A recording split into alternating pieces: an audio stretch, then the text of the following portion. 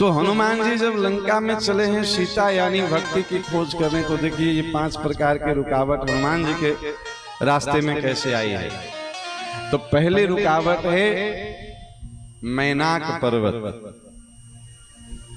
ऐश्वर्य। थोड़ा सा क्रम इसमें आगे पीछे है, क्योंकि भक्ति और भगवान में थोड़ा क्रम अलग अलग है। पहले भक्ति मिलेंगे फिर भगवान मिलेंगे।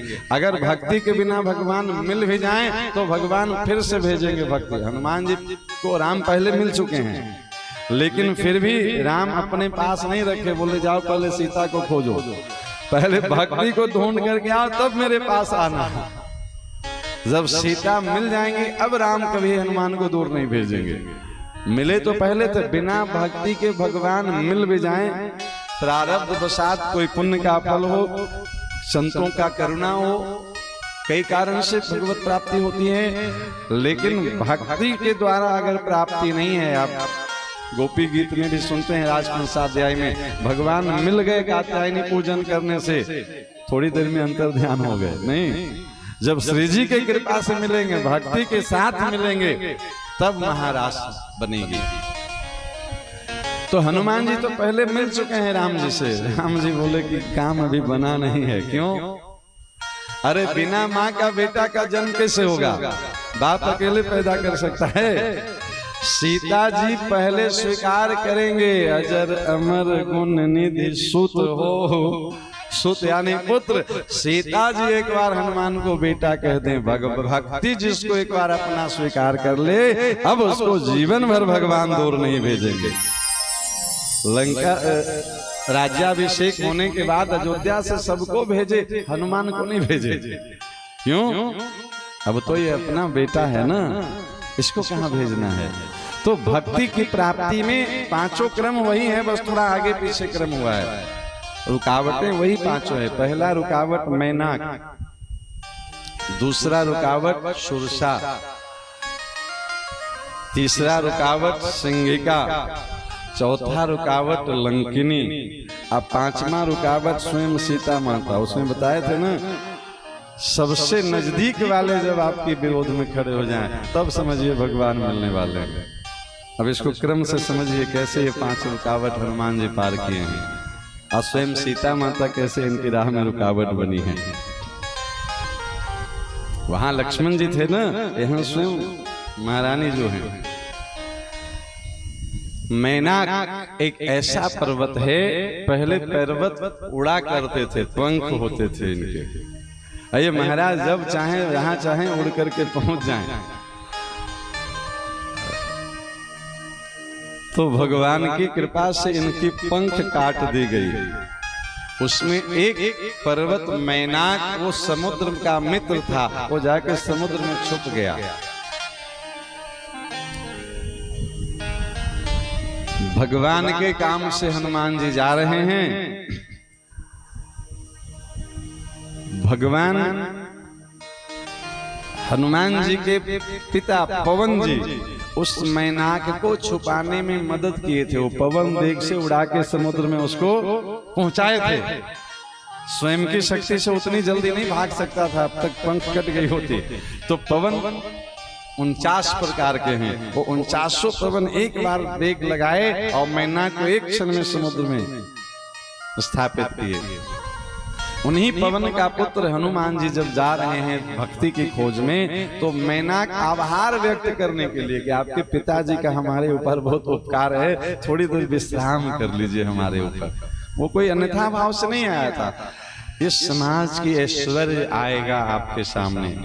भरद्वाज जी प्रकट किए थे ना कि भैया थोड़ा विश्राम कर लीजिए रास्ते में, और थोड़ी देर के लिए सब उलझ भी गए थे। लेकिन जो शरणागति स्वीकार कर लिए वो भरत नहीं उलझे। हनुमान जी क्या किए, वो चाहते तो मैनाक को अनदेखा भी करके निकल सकते थे, लेकिन फिर एक अहंकार आ सकती थी कि देखो बड़ी बड़ी प्रलोभन पे मैंने विजय प्राप्त किया।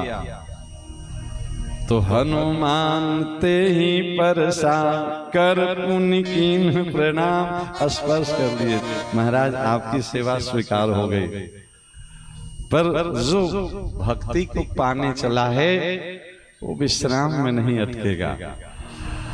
कोई ऐसी उपलब्धियां आ जाए समाज की, उसका अनादर नहीं करना है, उसके विरोध में कोई उद्दंडता पूर्वक व्यवहार भी नहीं करना है, हाथ जोड़ देना है कि भैया ये हमारे भगवत प्राप्ति के रास्ते में ये ठीक नहीं है, इसलिए ये पद हमको स्वीकार नहीं है।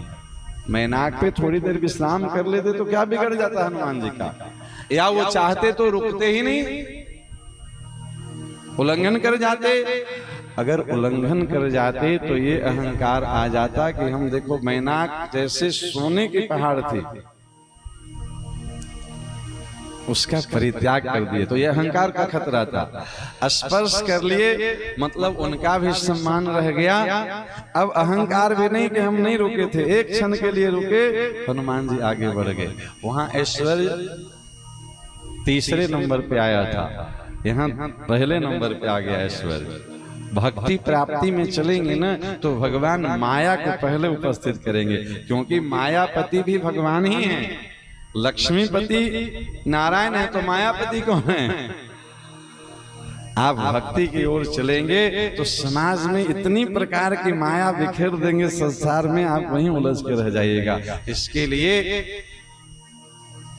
हनुमान जी उपदेश किए कि न तो उसमें फंसना है और न उसको त्यागने का अहंकार करना है, लक्ष्य रखना है भगवत प्राप्ति, न अहंकार करना है न उसमें उलझना है। जो आए उसको प्रणाम करते हुए आगे बढ़ते चलिए। अब दूसरा बैरियर आएगा, दूसरा रुकावट सुरसा। अच्छा सुरसा वहां भी इंद्र प्रकट किए थे ना। सुरसा क्या कहती है? आज सुरन मोहिदीन आहारा। ये सुरसा कोई अपने से नहीं आए है, ये देवता ही प्रकट किए उनको कि जाओ हनुमान की परीक्षा लो। वहां भी देवता आए थे ना बुद्धि फेरने के लिए, यहाँ हनुमान को रोकने के लिए। सुरसा नाम हिनकर माता, पर वो स्वयं स्वीकार कर रही है कि आज सुरन मोहिदीन आहारा, हनुमान को खा जाओ। ये देवता लोग कह के भेजे थे। सुरसा खुश हो गई कि आज खूब मोटा तगड़ा बंदर आहार में मिला है, स्वयं से नहीं देवताओं की कृपा से। दूसरा रुकावट वहां देवराज इंद्र सरस्वती मिल करके भी कुछ नहीं बिगाड़ पाए। यहाँ सुरसा। सुरसा क्या है? जब आप भगवत प्राप्ति के लिए भक्ति की ओर कदम बढ़ाएंगे तो समाज में बहुत सारी कुरीतियां सुरसा की तरह मुंह बाए खड़ी रहेगी। हम आपको जाने नहीं देंगे, यही निकल जाएंगे, तुम यहीं रुको। ये भक्ति पथ से रोकने वाले सब हैं। और ये सब देवी देवता हैं जी, इनको प्रणाम कर लीजिए। हनुमान जी क्या किए? पहले तो थोड़ा कंपटीशन किए हैं। जस जस सुरसा बदन बढ़ावा, तास दोन कपि रूप दिखावा। जितना सुरसा मुंह बनाती वो उससे ज्यादा दुगना कर लेते अपना शरीर। एक कंपटीशन कहां तक गया? 16 योजन मुख तब भयो तुरत पवन सुत 32। 16 योजन समझते हैं? एक योजन मतलब 4 कोस की दूरी, 16 चौको 64 कोस का दूरी में मुंह फैला। 7 योजन ते ही आनन कीना। 100 योजन तक जब मुंह फैलाया। अब कोई 100 योजन में फैल जाए तो उसको समेटने में भी थोड़ा समय लगेगा ना। हनुमान जी क्या किए? ओ महाराज अपने आप को मसक समान रूप हरिधर के हो गए अंतर ध्यान, एकदम छोटा कर लिए। क्यों छोटा कर लिए? हनुमान जी बुद्धिमताम वरिष्ठम ज्ञानी नाम अग्रगण्यम। वो समझ गए इस कंपटीशन में अस्तु दिख रहा है कि हम जीत रहे हैं, पर मूल में मेरी हार हो रही है। क्यों? हम चले हैं भक्ति को पाने, आइए चलिए हमको रोकने। तो जितने देर हम इसकी कंपटीशन में रुके हैं उतनी देर के लिए हम रुके हैं कि नहीं रुके हैं? तो ये रोकने चलिए हैं और हम बढ़ने चले हैं, तो सफल ये हो रही है कि हम हो रहे हैं? ये रोके हुए हैं ना जी।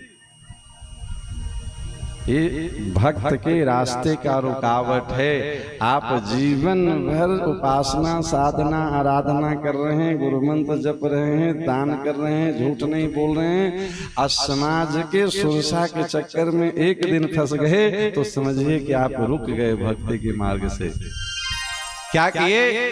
हनुमान जी छोटा बन गए कि भैया तुम मेरी बात नहीं मान सकते हो तो हम तुमसे झगड़ा तो नहीं करेंगे। हनुमान जी बता गए कि भक्ति की प्राप्ति के लिए समाज में छोटा भी बन के करना पड़े तो आप आगे बढ़ जाओ प्यारे, अहंकार में मत बढ़े रहो। भक्ति को प्राप्त करने के लिए समाज में छोटा बन के भी बढ़ना पड़े तो आगे निकल जाओ। सुरसा के साथ कुछ अन्यथा व्यवहार नहीं किए। एक क्षण में उसके पेट में हथड़ियों में घूमते हुए वापस आ गए। इतना सत्ययोजन कर लिया था तो महाराज पेट हथड़िया सब देख रहे थे गुफा की तरह। अरे माता जी हमको खाना ही चाह रहे थे ना, लो तुम्हारे पेट में से वापस आ गए। मुस्कुराते हुए हनुमान जी चल गए। असामाजिक तत्वों के साथ, गलत लोगों के साथ न तो कंपटीशन में जाया जाए न उससे झगड़ा किया जाए। हनुमान जी के जैसे उसको प्रणाम करके और सीता की ओर, भक्ति की ओर बढ़ जाया जाए। ये दूसरा रुकावट पार। तीसरा रुकावट सिंगिका। सिंगिका ईर्ष्या है। जब आप ऐसा करेंगे, उसका साथ नहीं देंगे तो आपसे वो जलन करेगा। ईर्ष्या सिंगिका क्या करती है? करी माया, माया के द्वारा नभ के खग गए। जल में, आकाश में उड़ने वाले जीवों की परछाई जल में देखती है, अब परछाई पकड़ती है। वो व्यक्ति गोरा हो या काला हो, उसकी परछाई काली ही होती है। नहीं, जब आप ऐसे गलत लोगों के साथ आज तक रहे हैं, आज नहीं रहेंगे तो आपकी परछाई परछाई पकड़ना समझते हैं। हर व्यक्ति के जीवन की कुछ कमी होती है, कुछ कमजोरी होती है, वो उसका काला रूप है। कभी जीवन में कोई ऐसी गलती हो गई, करना नहीं चाहते थे, अब आपस में मित्रों से चर्चा भी हो गई, वो जानते हैं, तो वो आपकी परछाई पकड़ के आकाश में उड़ रहा है। हनुमान जी आकाश मार्ग से जा रहे हैं। भक्ति की यात्रा करने वाले धरती में नहीं, वो आकाश में उड़ते हैं। मतलब सामान्य जीव से ऊपर उनका जीवन उठ चुका होता है, लेकिन वो ऐसी ईर्ष्या है सिंगिका कि उसकी छाया पकड़ती है।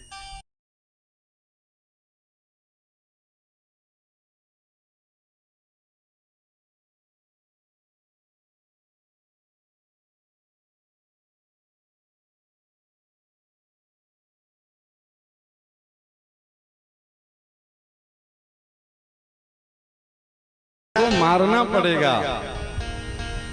तब जैसे ही सिंगिका यानी ईर्ष्या मरेगी तो समझ लीजिए कि आप भवसागर से पार हो गए, समुद्र पार हो गए हनुमान जी। ये जो छाया पकड़ने वाले हैं, आप डट करके मुकाबला कीजिए कि भैया तुमको जो करना हो सो कर लो, आ जाओ सामने, दो दो हाथ हो जाए। कोई आपकी कमजोरियों को अगर समाज में उजागर करने का आपको डर दिखाए, डरना नहीं है। तही मारुत सुत वीरा,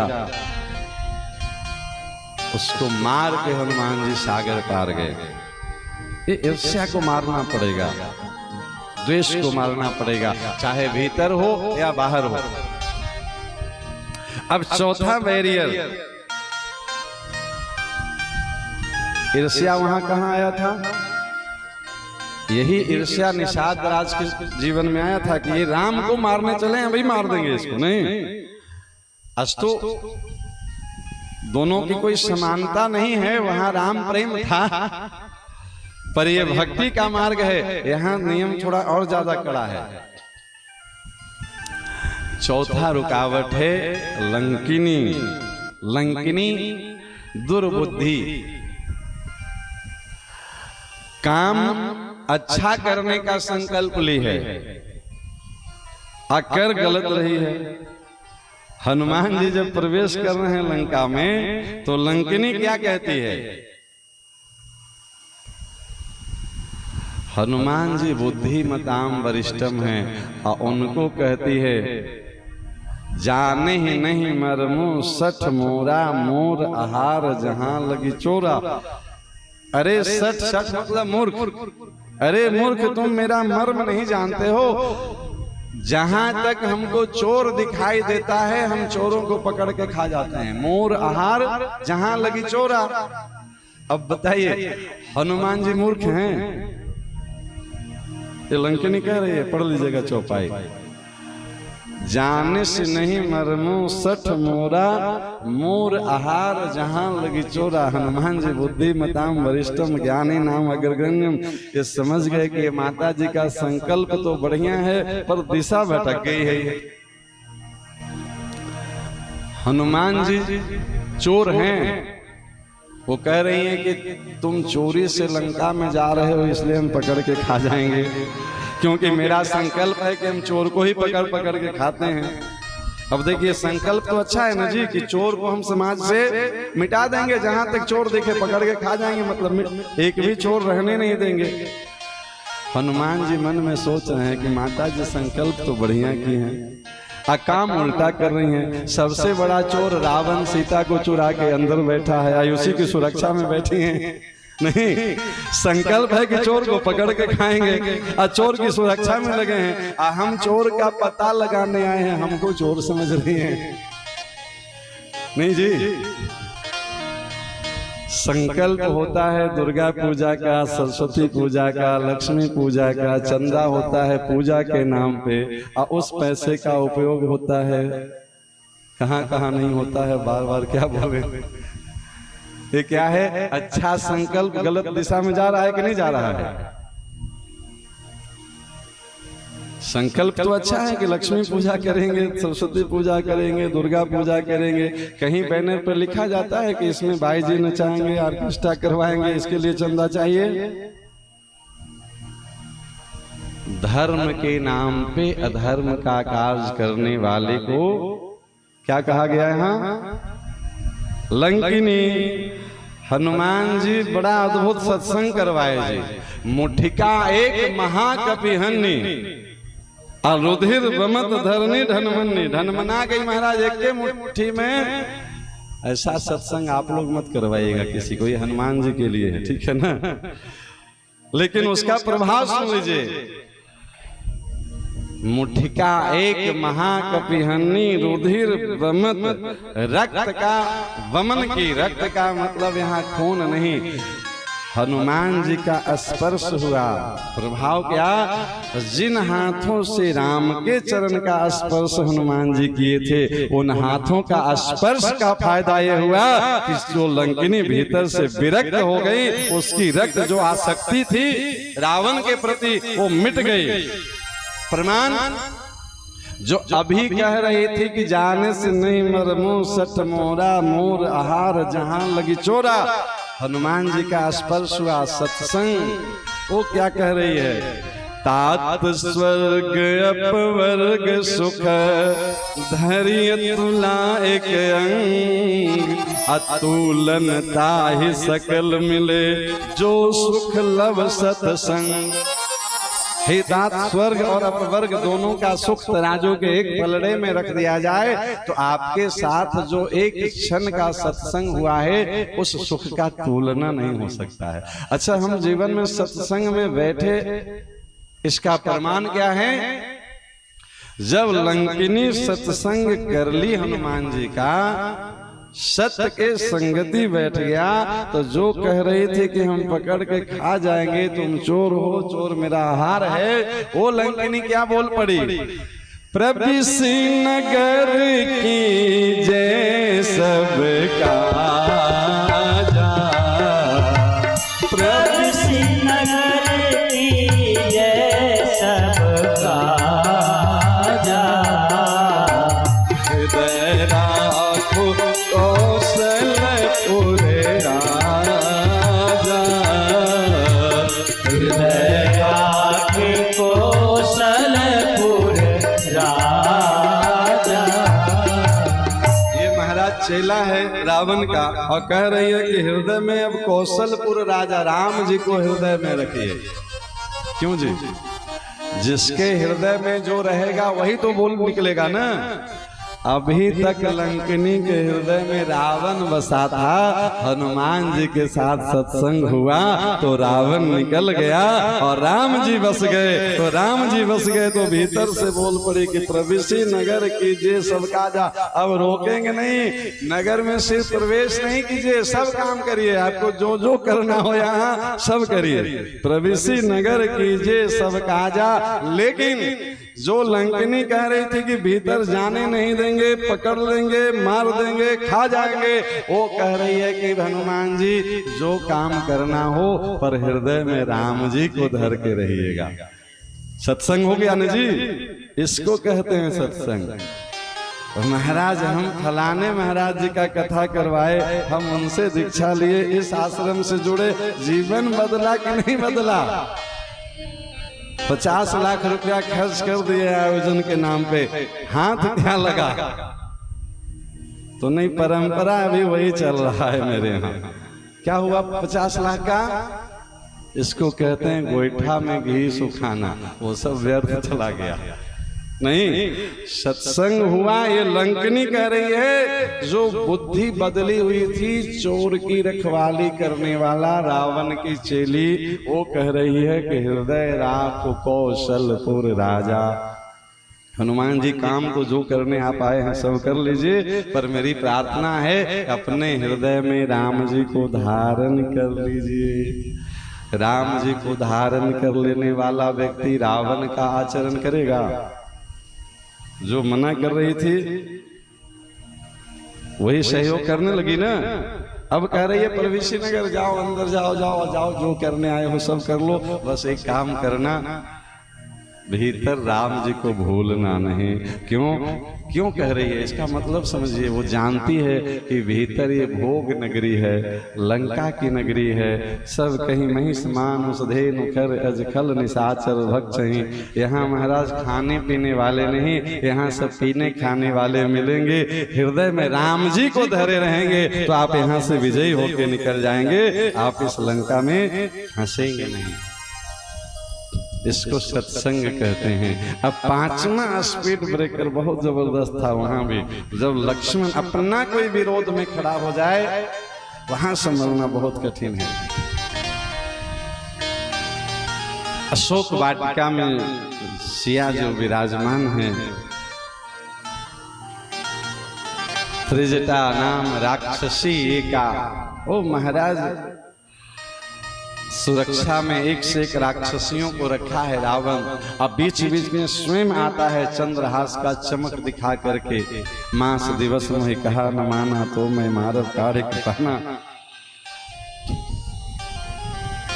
रावण गया धमका करके सीता को। सीता बहुत दुखी हैं। सुनो बिटप मम बिनति मम बिटप अशोका, सत्य नाम करे हरु मम शोका। अशोक के वृक्ष को धिक्कार रहे कि रे तुम्हारा नाम अशोक है और तुम्हारे पास हम शोक से ग्रसित हैं। तुम अपना नाम को तो एक बार सत्य कर दो। सुनो बिनति मम बिटप अशोका, सत्य नाम करो हरु मम शोका। अगर तुम अशोक हो तो तुम्हारे पास में हम शोक से क्यों ग्रसित हैं? हनुमान जी उसी अशोक वाटिका में, उसी अशोक के वृक्ष के ऊपर बैठे थे। हनुमान जी क्या किए तो रामचंद्र गुण वर्णे लागा, सुनते हैं सीता कर दुख भागा। थोड़ी देर में सीता जी बोली कि भैया इतना बढ़िया कथा सुनाने वाले कौन हो, सामने तो आ जाओ। हनुमान जी बोले माता जी राम जी का कथा ही सुंदर है, कथा सुनाने वाला पूरा बंदर है, इसलिए आप कथा पर ध्यान दीजिए, कथा सुनाने वाले को मत देखिए कि वो कैसा है। अब दुख भाग गया ना जानकी जी का, सुनते ही देखिए कथा सुनने का फल बता रहे हैं। रामचंद्र गुण वर्णे लागा, सुनते ही सीता कर दुख भागा। भगवान की कथा सुनने से जीवन की दुख भागता है, लिखा पढ़ी में है ना जी।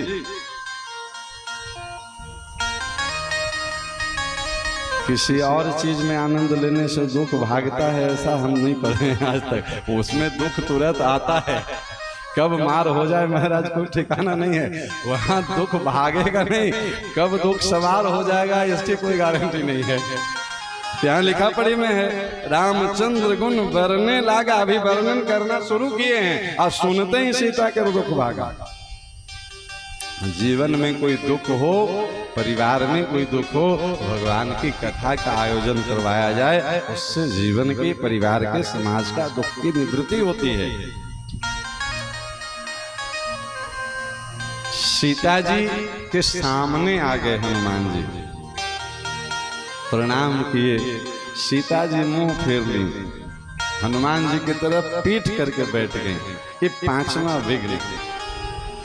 हनुमान जी बोले कि तुम कथा तो बहुत सुना, बढ़िया सुनाए, कथावाचक तो तुम बहुत बढ़िया हो। जिस भगवान की कथा सुनाए वो तत्व तुम्हारे जीवन में उतरा है कि नहीं उतरा है? बढ़िया सुनाना तो एक कला भी हो सकता है, कहीं से याद करके सुनाया जा सकता है, कहीं से सुन के सुनाया जा सकता है, कहीं से पढ़ के सुनाया जा सकता है। तुम्हारी पहुंच राम के हृदय तक हुआ कि नहीं हुआ? प्रमाण दो तब हम मानेंगे तुमको कि तुम जो है सो नर वानर भाई संगति कैसे? तुम कह रहे हो कि हम राम के दूत हैं, सेवक हैं, तो हमारे स्वामी मनुष्य हैं और तुम बंदर हो। कहो कथा भाई संगति कैसे? तुम लोगों में मिलन कब हुआ? ये वानर का क्या है, जो उच्छृंखल स्वभाव का जीव है। वास्तव में सब जीव है तो ईश्वर अंशहीन जी, गुण उसमें थोड़ा विपरीतता आ गई है। तो सीता जी पूछती हैं कि राम का कथा तो तुम बहुत बढ़िया कर लेते हो, राम का आचरण तुम्हारे जीवन में अगर होगा तो राम तुम्हारे मर्म में होंगे, तुम्हारे हृदय में होंगे। तुम राम का कुछ स्पेशल चीज बताओ जो समाज नहीं जानता हो, किताब में जो नहीं लिखी हो वो सुनाओ। किताब में जो लिखा हो तो कोई भी पढ़ लेता है, कथावाचक भी वही सुनाए तो फिर क्यों लोग बुलाएंगे?